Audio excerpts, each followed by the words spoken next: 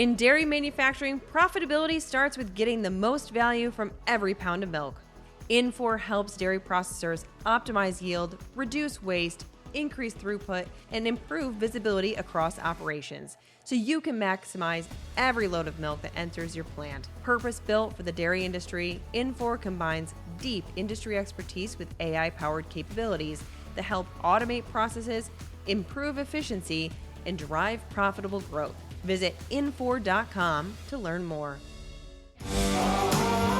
This is the Dairy Download, brought to you by Everag Insights and the International Dairy Foods Association, where we offer extra sharp market and policy insights on dairy. I'm your host, Phil Plord, an advisor to Everag Insights and the executive director of the Wisconsin Dairy Products Association. And I'm your co-host, Kathleen Wolfley, head of Insights at Everag. This week's episode is all about access to dairy products. Our guests are here to give their thoughts on grocery trends, the value of dairy, and how consumers get the best nutritional bang for their buck. All right, Kathleen, where are we now? Well, Phil, CME spot prices as of Friday, August 7th. CME block cheddar closed at $1.55, down 2 cents. Spot butter closed at $1.51, mostly unchanged on the week. And the spot non-fat market, $1.58, up 2 cents. It's been a long time, Phil, since we've had 3 of our key commodity products all in the $1.50 range, hasn't it? Yeah, for some that's extraordinarily low and some that's kind of high and some is sort of in the middle. All right, what's your most important thing right now? Kind of hung up on beef prices at the moment. It's hard not to be. Yeah, I mean, I think as I said on this show, or certainly said elsewhere, it's one of the most fascinating things I've seen in my career is this beef dynamic. And over the past couple of weeks, we've seen a decent setback in cattle futures markets. We have the U.S. reopening the border to Mexican feeder cattle. We have other things going on. And, live cattle futures are down 8% off their highs. Feeder cattle down 7% off their highs. But most interestingly, from a dairy perspective, there's one data set that we look at that shows beef on dairy cross calf prices. And they're down about $500 or about 30% over the past several weeks. So we saw that peak by that data set at around 1,700, and the latest numbers are a little bit below 1,200. And anecdotally, talking to dairy producers and friends and family, that rings true. So the big question to me is that enough to change dairy producer behavior? Couple thoughts, right? Seeing cattle prices slide a little bit, is that going to be like maybe a little FOMO rush to some liquidation? If you were thinking about culling some cows, oh no, the highs are past, maybe we ought to get busy. On a more deferred perspective, are we thinking that there'll be any change in breeding practices if these day-old crosses are not $1,700 a head? I personally don't think so myself, but we don't know, right? So much of this goes in the we've never seen this before department. And so, and it's critical, right? I mean, the whole beef on dairy phenomenon, we believe, has kept more milking cows around, has played a pretty prominent role in milk production growth, and has also provided a pretty significant buffer against lower milk prices. Well, some of those things are changing. Something to keep an eye on.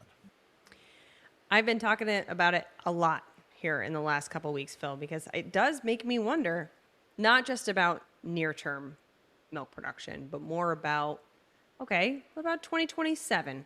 If you do start to see more cows moving out, heading to the exits, and we don't really have a ton of heifers in the pipeline waiting to backfill, and if the incentive to hold on to those cows isn't there, is it possible we could see some notable contraction in the herd size over the course of the next year? How about any contraction? I mean, right. We haven't seen that in a long time. Let alone forget about notable, but yeah, right. I mean, I don't know. It's just tells you maybe something about the social circles I travel in and my my personality. But I did have conversations about this in the past 10 days at both a wedding and a funeral. You heard it here first, folks. Phil has a really fun I'll talk about the grocery store. I'll talk about anywhere you want. What about you, Kathleen? What do you think is most important right now? I keep going back to the GDT cheddar price. So for the first time in, I think it was like 12, 18 months, we've seen the GDT cheddar value basically come back to somewhere close to parity with the US and the EU markets. So just to put it in perspective, GDT cheddar as of Tuesday, this would have been the 4th of August, $1.69. US market closed this week at $1.55. The EEX mozzarella price at $1.83. Okay, great, Kathleen. Why does this matter? To me, it's all about export competitiveness. The U.S. has been able to stay export competitive for the better part of a year. Yeah, there's been a couple months of blips here and there, but generally, U.S. market has stayed 20 to 30 cents more competitive than the EU mozzarella price over that stretch of time. And hey, guess what? We're winning into those contested regions on the backside of those competitive values. But that's just versus the EEX mozzarella market. We haven't really had to worry about New Zealand or GDT cheddar coming in with the competitive prices because they've been so much higher than the US or the EU. But today we're looking at GDT prices that are more or less at parity, and I think it does open up the risk that the US could lose some market share to New Zealand suppliers of cheese into places like Australia, Southeast Asia, maybe into Korea and Japan. There's logistics advantages. There's potential for price advantages as well, depending on currencies. So I think that this, to me, is a key watch out as we roll into the second half of the year, especially keeping in mind that exports are critical for the U.S. market, given this increase in milk production. Yeah, and Australia isn't one of those markets that we immediately tick off as being one top 3 or 4 when we think about cheese exports, but should be, probably. And we've heard from more than one source that this lower GDT price is something to be taken seriously in that competition for actual cheddar American-style cheese exports into places like Australia. Okay, stat of the week time. May I share 2 stats of the week? They're stats. They're You related. may. They are You related. may. Okay. This week we saw data from Circana on ready-to-drink and ready-to-mix protein products. Bellring Brands, when they report quarterly results, publishes Circana volume data. And for most of the weeks that covered Q2, the ready-to-drink products across the spectrum were up 12% year over year, and the ready-to-mix ones were up 9%. So we see continued growth at retail of these protein products, and this is not because they're cheaper. Prices have been going down. Quite the opposite. This is despite higher and higher prices for these products. So the consumer remains all in on these proteins. Another basically double-digit gain period. It's just wild to me. Yeah, I mean, it's well past being a thing, of course, but it's a thing. All right. Well, my stat of the week is negative 23,000. U.S. payrolls came in down 23,000 versus expectations for a positive of 88,000. That was actually the first decline since February. And keep in mind, too, that BLS revised June lower from 57,000 in the positive down to 20,000 in the revision. It is interesting to note, however, that it does appear that fewer people were on the job hunt, too. So it was a bit of a mixed report. A little lower on the headline, but the number of job openings does remain above the number of unemployed persons again. Unemployment rate went down. I thought the most interesting number in that report was that wage growth was 3.2% year over year, and that was the lowest number in 4 or 5 years, and probably not ahead of inflation. And so, we see these payroll numbers back and forth, and, I don't know. I mean, you got to pay attention to it. And if you saw 2 or 3 of those in a row, you definitely got to pay attention to it. But exactly. Can I go with my fearless prediction first, Phil? Because I feel like this is one we don't generally talk about. But I'm going to go out on a limb here. Lactose. Getting into the byproducts. A little scary. This is niche-y. Yeah. Okay. I think that we will see lactose prices hold above 70 cents for the rest of this year. How about for you? Okay. I'm going an old reliable. Butter stocks, June to July. Over the last 5 years, we've seen an average decline of 20 million pounds between those 2 months. We're going to be at less than that. I don't know. This market keeps telling us there's butter around. The USDA numbers seem a little wonky, so it makes me a little nervous to traffic in these predictions. But I think I've been right on this at least once before this year, and I'm going to stick with it that stocks will not decline by as much as normal. As a matter of fact, stop the presses. The 5-year minimum is minus 16 million pounds. I'll tell you that we'll be setting a new minimum. It'll be less than 15 million pound decline. Whoa. Mark You're it going down. lactose. I'm going granular butter stats. All right, Phil, let's get to our first guest. We're excited to have Danny Leckie with us today. Danny is the CEO of Hatch for Hunger. Since joining Hatch in 2021, he has led the organization's growth from serving a handful of states to a national network that delivers more than 100 million protein-rich meals annually.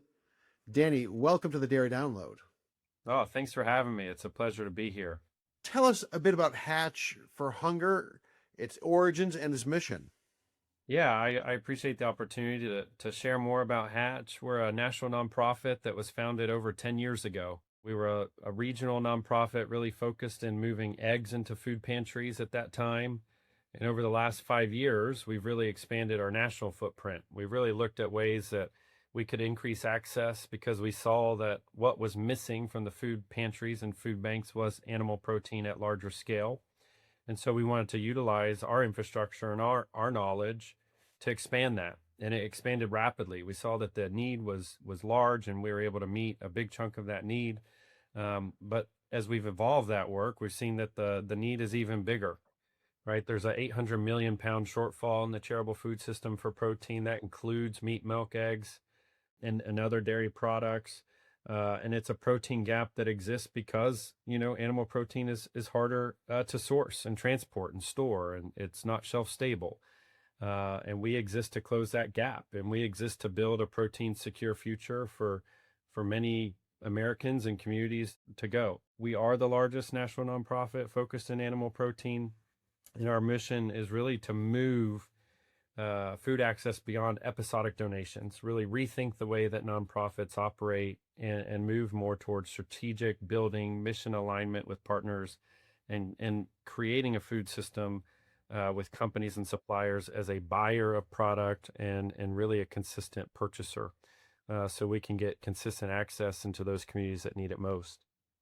Let's talk about that infrastructure question that's underlying what you said a moment ago. We've had food pantry folks on with us before, and we've seen articles over the years with various programs. Part of the issue is with perishables, right? Yeah. And so can you speak for a moment how your group is helping solve some of those challenges, right? We've heard, oh yeah, food pantry XYZ would love to have this or that, but refrigeration is a big issue. As you mentioned, transportation is a big issue. Talk about how you're going after those pieces of the puzzle. Yeah, so there's a couple things we're doing. First, we've partnered with Eli Lilly to help bring 250 coolers into the food pantry network across the country, right? We know that one of the main barriers to receiving this type of healthy food is cold storage.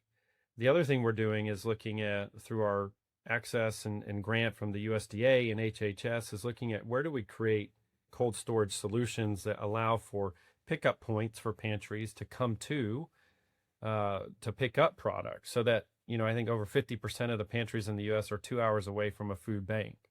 If that's the case and they don't have a refrigerated truck, that's a 4-hour round trip journey with a perishable. That's not going to work, right? And so our focus is really on looking for gaps and barriers and eliminating those gaps and barriers. And primarily it's going to fall in the infrastructure. It's the equipment, the trucks, the coolers, and the access points. And so we're looking at ways that we can increase access, that we can build infrastructure, where we can partner with existing infrastructure.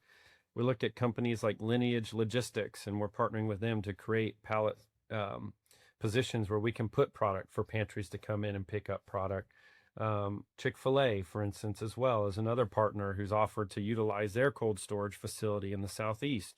They have multiple spots where they have capacity where we could then utilize to store product on behalf of others, so that you're not trying to build, 10,000 coolers across the country or provide 60,000 refrigerators to a pantry, but you're utilizing these partnerships and this existing ecosystem to leverage it and create better access and keep the product safe.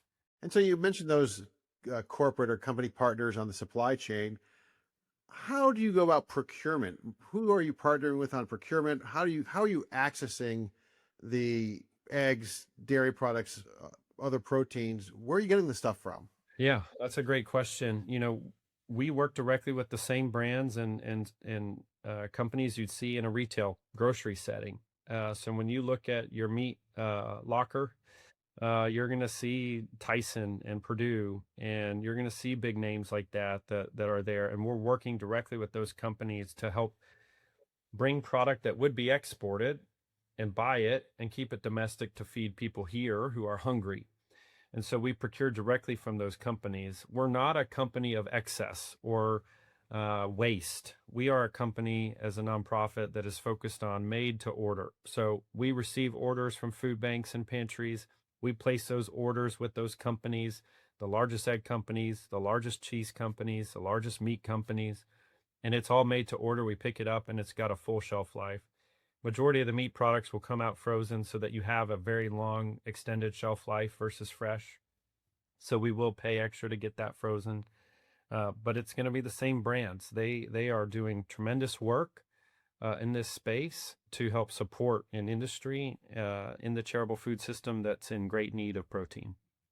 Let's drill in on the protein and the nutrition aspect of this. So when people think about food insecurity, they often focus on calories rather than nutrition. Yep. Yep. What's appealing about these nutrient-dense, high-protein foods like milk, cheese, and yogurt? Why are they so important for families experiencing food insecurity? Yeah, that's a great question. And the answer is easy, right? They're complete proteins. Dairy products, in particular milk, is one of the most nutrient-dense items. It's incredibly helpful and impactful for young children who are developing. Under the new dietary guidelines, 3 out of the 4 main nutrients needed in a diet come from milk, right? When you look at it, you'd say calcium, vitamin D, and potassium. That's in milk. That's critical to child nutrition and maternal nutrition. And when you look at children ages 2 to 5, milk can help provide half their daily needs of vitamin D. And when we live in a world where a lot of kids don't get outside anymore, they might be glued to screens, a glass of milk could go a long way in order to help supplement some of the vitamins and nutrients needed. And that's what's most important is you start to get these nutrient dense, complete proteins that are great for health, that are great for development, can help children in particular. We look at it in terms of what are the items that kids need by age 9 to change their eating habits, to curb their risk of chronic disease. And a lot of it comes back to consuming meat, milk, and eggs, and getting that into the diet early so that they can consume those products and help with bone development and brain development and health outcomes for many years to come. And I would say that dairy is kind of sneaky affordable in this in this picture too, right? It is. Whether it's in a per pound or a gram of protein, whether it's just per relative to its nutrient density. Dairy checks that box too, doesn't it? Yeah, I think dairy might be the cheapest per gram of protein that's out there. I think roughly, if you look at the price of milk today, it's probably about 3 cents per gram of protein, followed closely by chicken and then eggs. So you're in that 3 to 5 cent per gram of protein range. And for a family that's in need of good access and consuming high quality calories and proteins, milk is a phenomenal option to help get them there. And when you pair that with something like eggs, we really call that a dynamic duo, right? Of very affordable, high quality proteins that are good for diet, good for health, and good for longevity. It's extremely important and extremely affordable. And do you think the late average person understands that? No, I don't think people look or shop with the idea of what's the cost per gram of protein. I'm not quite even sure they understand that there's protein in milk all the time, right? Unless you're an athlete and you say, well, I want chocolate milk after I work out because it's got X grams of protein, or you're drinking a Core Power shake. I think so many of us over time have shifted into less consumption of dairy, maybe skim milk. It's just not as palatable, right? And so children aren't reaching for it. They're not getting it in schools in a format that they enjoy. And that's where I think getting people to want to consume it through a pantry, through a school setting, getting 2% in whole milk back into schools, getting the flavored milk at 2% back into schools is going to be extremely important, because children will help make those decisions at a grocery store. And they'll understand what it feels like to be satiated, to feel full, to have this type of nutrient in their diet. Let's just talk about you for a second, Danny. How did you get here, and what sparks your passion for this project? Some would say I don't even know how I got here. Honestly, I was in agriculture. I was having a great career working for Dow AgroSciences, and then it became Dow DuPont and Corteva AgroSciences. Thoroughly enjoyed my time there, managing different businesses in row crop. And then I got a knock on the door that was, hey, we have a sleepy little nonprofit that we think somebody with an ag background could really grow and it could flourish. And we're looking to grow it nationally. And my wife and I, we prayed about it. We thought about it. We took a risk. We left the corporate comfort that we had and went down this path, because I've always believed in serving others. And at that time, we had 2 young children. And there were some statistics that came out here in Indianapolis, where we're based, that there's communities 10 minutes from where I live where the life expectancy is 17 years less than where I live today, simply because of a food desert. They don't have access to nutritious food. And that was one of the catalysts for me to really continue to fight in this mission to ensure that children, just like my children, 10 minutes away, have the same life expectancy and the same access to food, whether you pay for it or not. And I think that's in the heart of every farmer, every producer, anybody you talk to in agriculture. They were put on this earth to help feed the world, whether somebody can buy it or not. And that's our big goal here, is to ensure there's access, and that it's a basic human right to have access to nutritious food. So how can dairy companies partner with organizations like Hatch to be part of this process, the solution? Yeah, that's a great question. We recently launched the coalition to close the protein gap in the country. We did that in partnership with many hunger advocates, we call them, but also the federal government. So we initiated a private-public partnership in partnership with Secretary Kennedy and Secretary Rollins to publicly announce that we're going to do the work to figure out how to close this gap. One of the top items requested at food banks and pantries across the country remains milk, whether it's fresh, cold, or shelf stable. And so that need continues. And so ways that farmers and milk dairies can get involved is going to be through finding those channels where you can get it into your community, looking at ways to get coolers and refrigeration into your communities so that people can accept it. And working with us, right? We have the reach. We reach over 30,000 pantries and 130 food banks, and that's growing. And we're looking to close a very large gap. And we're also very open to sharing the impact results that we get from that, and the research that we get from that, and all of that, everything that we're doing with the federal government and the public entities and the private entities that are donating to this. We want to create a halo for this industry. Our goal is not to promote Hatch. Our goal is to create consumers of these products, because we believe in our core, it's what is needed. We believe in our core that people should consume these products. And we are looking for ways to create access to that and do it in a sustainable way. The website is hatchforhunger.com, correct? Correct. Yep. If listeners of the Dairy Download want to donate, there's a big donate button on the top right. I'm guessing that all works. It does work. It does work. Well, Danny, thanks for the tremendous work that you do, and thank you for being a guest on the Dairy Download. Yeah, thank you, Phil. Really appreciate it. Now let's hear another perspective. We're delighted to have Stephanie Johnson with us today. Stephanie is Senior Vice President, Head of Government Affairs for the National Grocers Association, where she leads federal and state advocacy for the independent grocery industry. Stephanie, welcome to the Dairy Download. Thank you so much. I'm really excited to be here today. So let's just start with a basic question. What role does the National Grocers Association play in the food industry? Sure. So the National Grocers Association represents the independent grocers. And so we define independent as privately owned. This can range widely from a single store operator all the way through a multi-billion-dollar regional chain. We also have the wholesalers that distribute to them.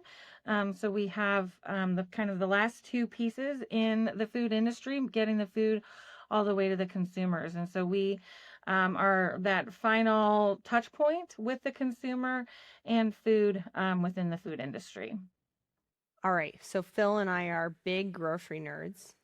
So apologies if we get too deep in the weeds because we love, love, love grocery stores. But in general, what are you seeing in terms of trends with shoppers today? Sure. So obviously the biggest trend is protein. Everybody is in their protein era. We're seeing cottage cheese go out of sale. People are wanting fly off the shelf. Everyone's wanting maybe a niche cottage cheese or something a little bit different, a revamped cottage cheese. And we're also seeing protein in everything, and oftentimes that protein comes in the form of whey protein from dairy. So we're seeing it added to just about anything you can think of, from water to drinks to bars to cereals. Everybody's adding some protein. So dairy is secretly, or not secretly, but quietly going into a lot more foods just because of this protein craze, and we're really excited to see it. So how does the National Grocers Association keep up with some of those trends? Are you getting information from your constituents? Are you tracking trends yourselves? It's mostly from our members. Obviously, many of us are, on social media, so we're seeing it ourselves as well. But our members are really good at tracking that stuff. They often want to make sure that they're ready for the next trend. So maybe they'll order something, make sure that the shelves don't go empty during an exciting time, like if everyone remembers the feta dip during the pandemic, and we ran out of feta everywhere. We're always trying to avoid that type of situation. So our members are really big on tracking those types of trends to make sure that they can meet the needs of their customers. And how do you help them, stay ahead of things? I mean, identifying is one thing. How do you help them proactively stay ahead of it? Yeah, I think, here at the National Grocers Association, we are always thinking pretty long term, right? Big picture. And so we are looking at where the trends are for the future and often how policy is going to impact those trends. I think our members are actually really some of the trendsetters, right? They're smaller. They can get some of those smaller products earlier, and they're often helping a lot of these smaller brands get recognition. And so I think our members are actually the beginning of many of these trends when it comes to a trend cycle. Let's talk about affordability. This episode is about affordability and access to nutrient-dense foods. What is it about dairy foods that you think put the category in such a favorable position? That's a great question. I think, dairy has always been a staple, whether it be, through your standard milk. But people are always looking for it as an opportunity to add a little more protein to a meal, or incorporate it in an unexpected way. And I think that that's really helped keep it a really steady piece, part of a grocery basket. I also think the dairy industry has been so innovative over the past few decades. And I was just talking to my CEO earlier, and he was talking about, when he was in the grocery store, yogurt was just a 4-foot piece of the case. But now some grocers have 20 feet of yogurt, if not more. And so the innovation in the in the dairy industry has just been dramatic. And I think consumers are really craving that. And I think dairy producers are very much meeting that demand, and grocers are happy to work with them to get it out to the customers. So you mentioned policy before, and it's kind of hard to have a food policy conversation without talking about SNAP. And we've seen a decline in SNAP enrollment following some retooling of the rules, tightening of the eligibility rules, and some fraud efforts. Can you talk about how the SNAP program declining, sometimes we see declining benefits, now we're seeing declining enrollment. How does the SNAP program impact grocers? Sure. So the SNAP program is, incredibly important to families that need a little additional money to get through the month so they can feed everyone at the table. And so I think grocers have worked really hard to make sure that families all over the country can use their SNAP benefits, right? We've been able to allow stores in rural areas to get SNAP benefits, stores in more urban areas to get SNAP benefits. And so SNAP has become a really stable program that people use it just like cash, right? Everyone, since we've switched to the cards, it's been really easy for customers to use that program. And so our members, depending on, where they're located, SNAP can be a very small portion of their sales. In other areas, SNAP can be a really large portion of their sales. And so it just depends on the location, but our members really think of SNAP as doing a service for their community, making sure that everyone in the community can purchase purchase the food with their SNAP benefits. The SNAP cuts have really been an interesting process. It's been kind of a state by state, depending whether or not the states had a waiver program.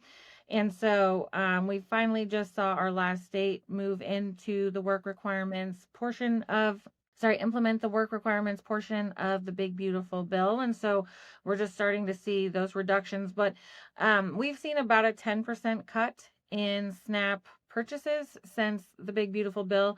And that's similar to what the Congressional Budget Office estimated when they were going through the bill. So we are seeing about that 10% reduction from the work requirements thus far. And then the number of SNAP dollars in the marketplace are down, right? Fewer participants, fewer dollars. Have your constituents related that they're seeing declining sales as a result of it, or are people figuring out a way to buy the same amount of groceries without the SNAP? Now, we've seen declining sales. It seems to be pretty reflective of what folks are purchasing. And I haven't had anyone be able to confirm that those are being made up through normal sales because folks are getting jobs because of the work requirements. So that's something that we are still evaluating. But currently, I think, we're at the beginning of it. Folks are just learning about it. And I think a lot of people didn't realize that this was coming. And so maybe they didn't have a job ready to go. And so I think we will learn more about this in the coming months of how this is really going to play out and impact sales overall and not just SNAP sales. So NGA has for many years supported SNAP and dairy incentives. What role do you think those incentives play in stretching that SNAP dollar in support of healthy products? So we've always supported incentive programs. We think that they're hugely important for helping guide people's purchases. We support them more over restricting people's purchases. We think that the carrot approach is definitely better than the stick in this case.